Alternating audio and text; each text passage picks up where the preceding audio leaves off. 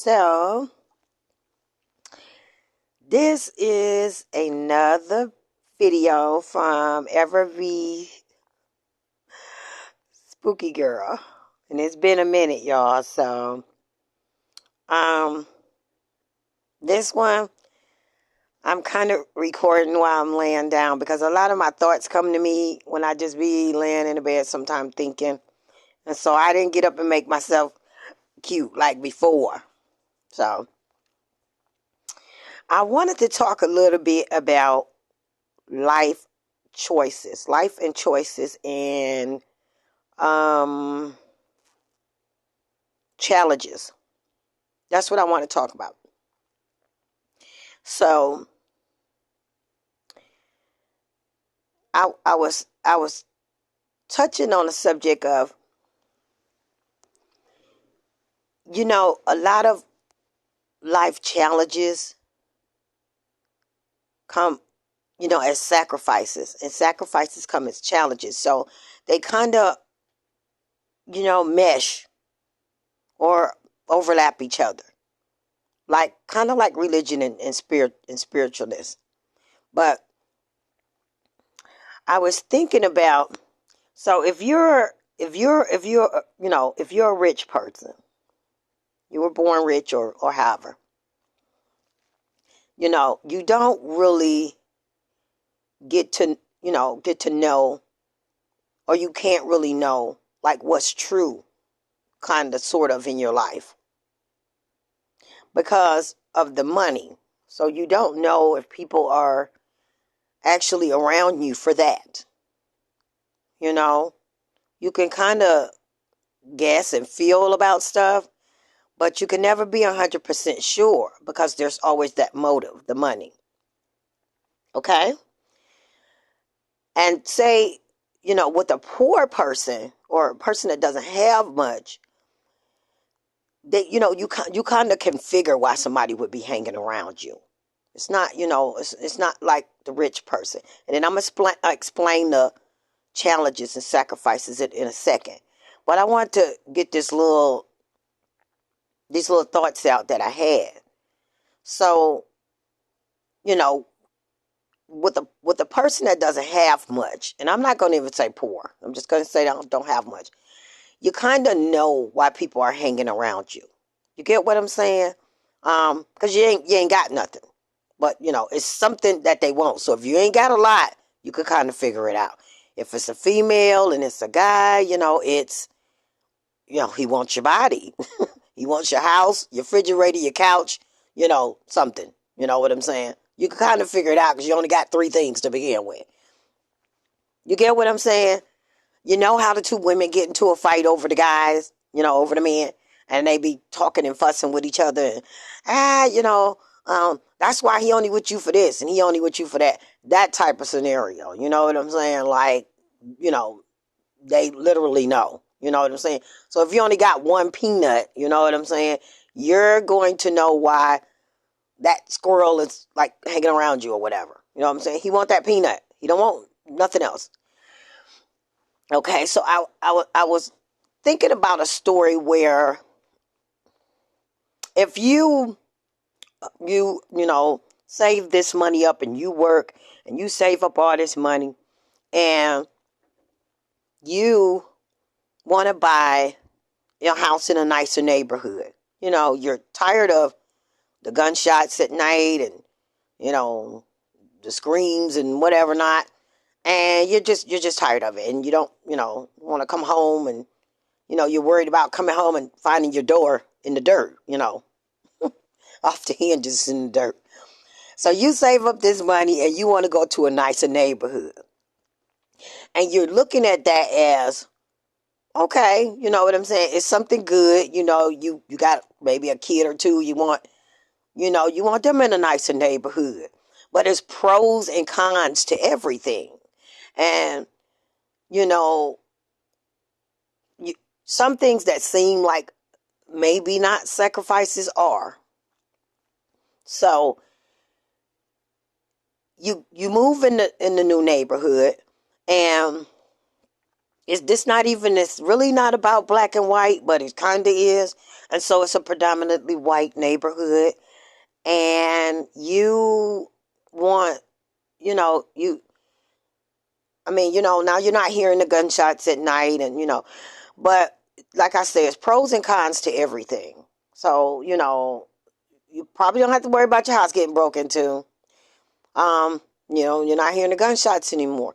But and those are the pros, but the cons are it's a predominantly white neighborhood, and even though that we're gonna call you a middle class Negro, you know, with a little something something, you're still black to white people. You're still black.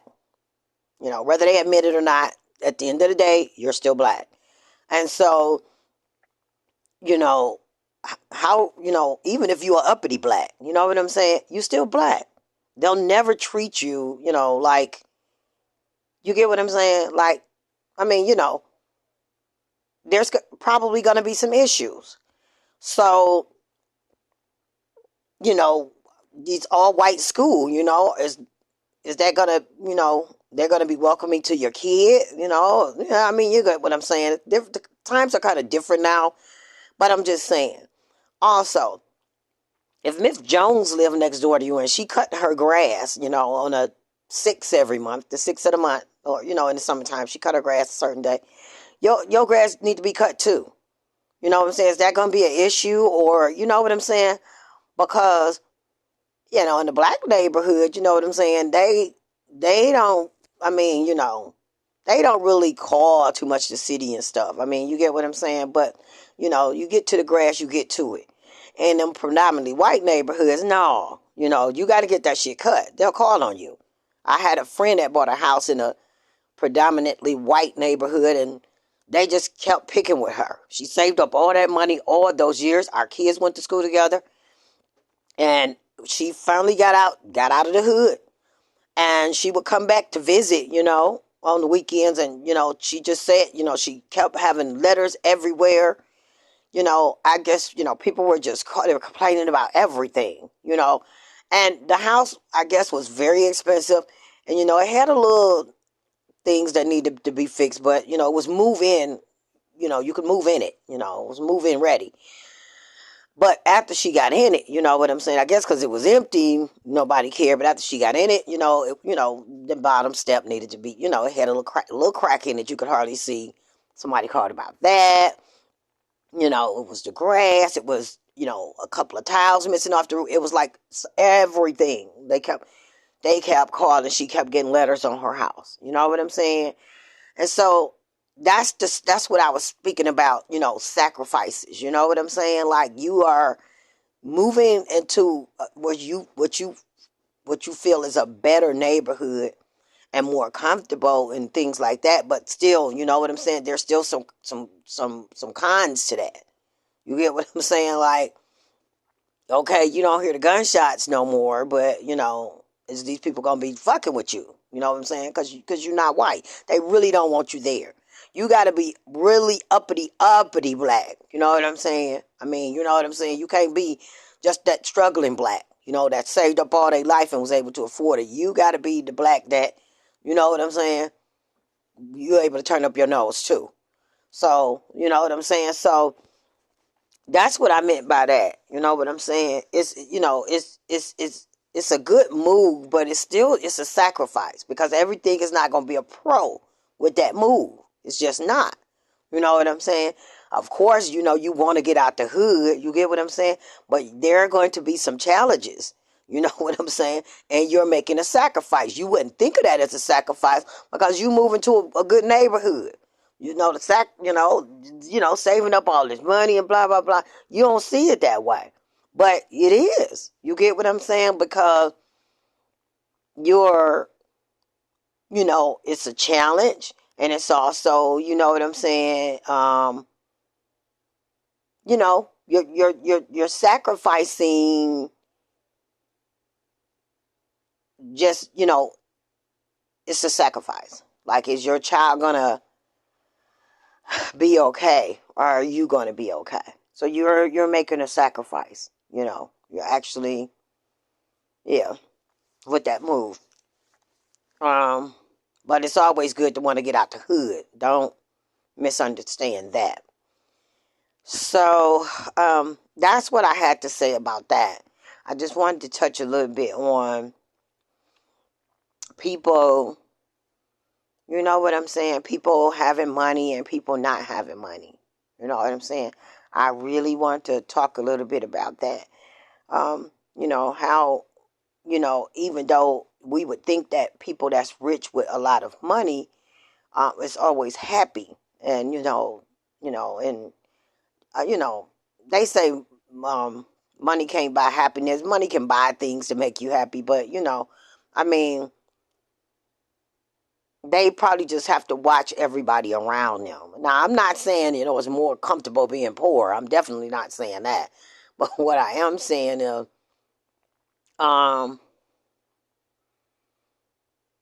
just, you have to be, you need to be alert, period. You know what I'm saying? But you have to, you just, yeah, you don't know who you can trust. It's like on a higher level. Then you're just really not having a lot. You get what I'm saying? You kind of can pinpoint why somebody is hanging around you better when you don't have a lot. You get what I'm saying? You know, you you know what I'm saying? With a lot of money, it's just hard to tell. That's that. And then I wanted to talk a little bit about, I guess, um, was it church? Is it church? I'm trying to think. Um, was it church?